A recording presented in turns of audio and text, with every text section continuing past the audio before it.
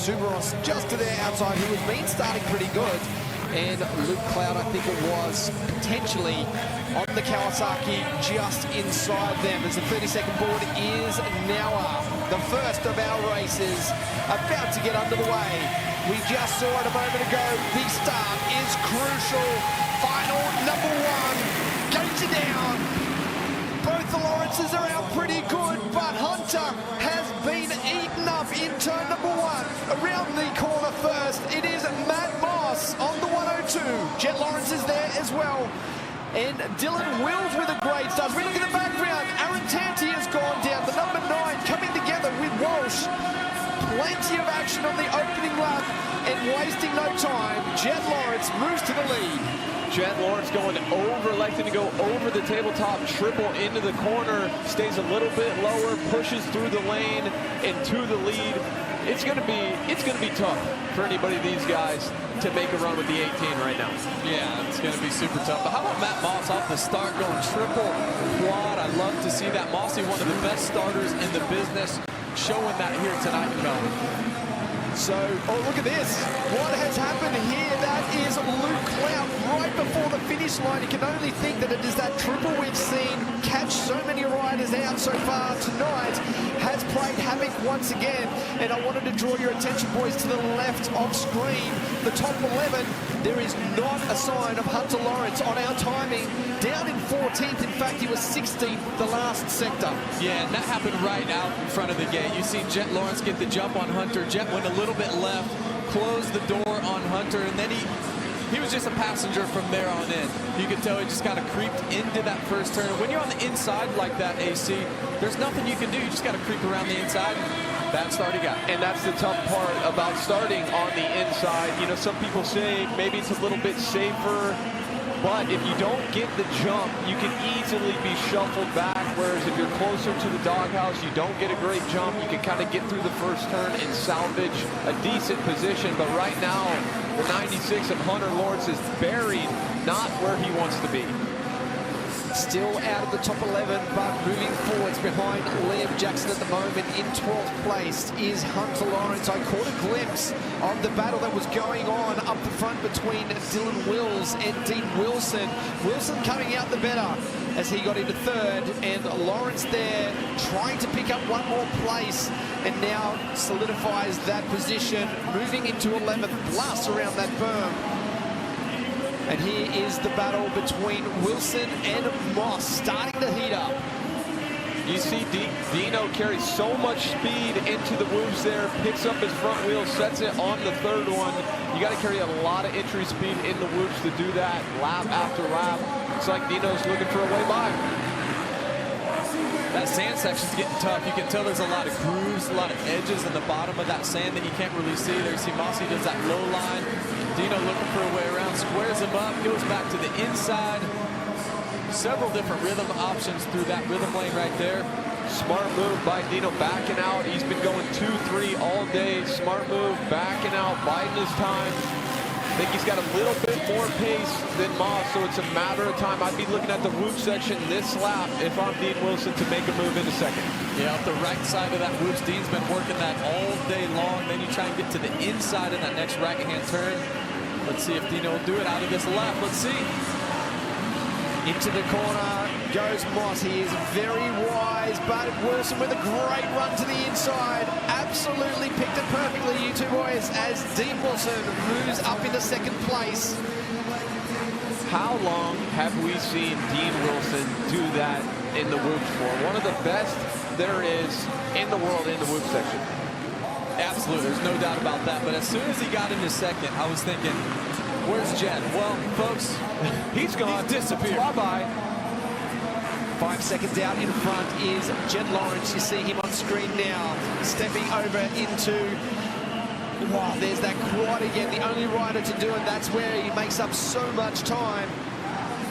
And the thing about Jett on a track like this specifically, look, he's good on any condition, we know that, but he's so light on the gas. On a track as slippery as this, it's all about not upsetting the balance of the bike. And when you get on the throttle super hard, especially on these 450s, easy to get the back end really low, the front end light.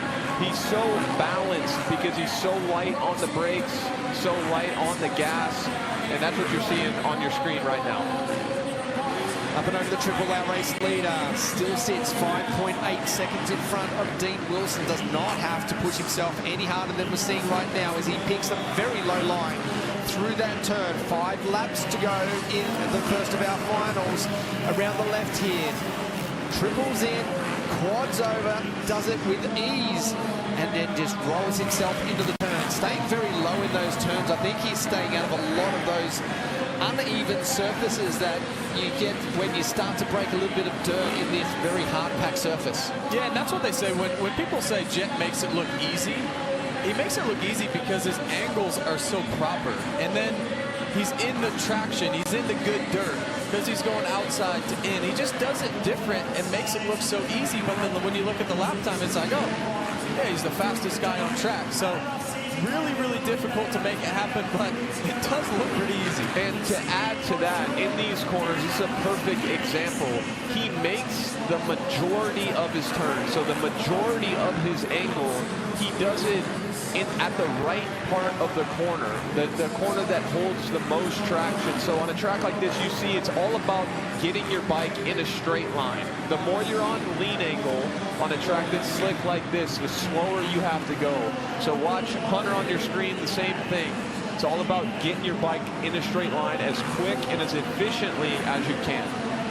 Hunter now in 7th place. He is starting to make his way up to the back wheel of Centric Supercross. There you can see actually just in front of them, so it won't be too long until we see if these 3 riders coming together. Supercross is battling his way through here with Melrose just in front of him with still 3 laps to go. It's not the start of the first finals that I'm sure Hunter wanted. He needs to just click over these laps, pick up as many places. You never know what's going to happen in that second final. Oh, look at this. Melrose and Supercross coming together. Hunter wasting no time. Got that pass made very quick.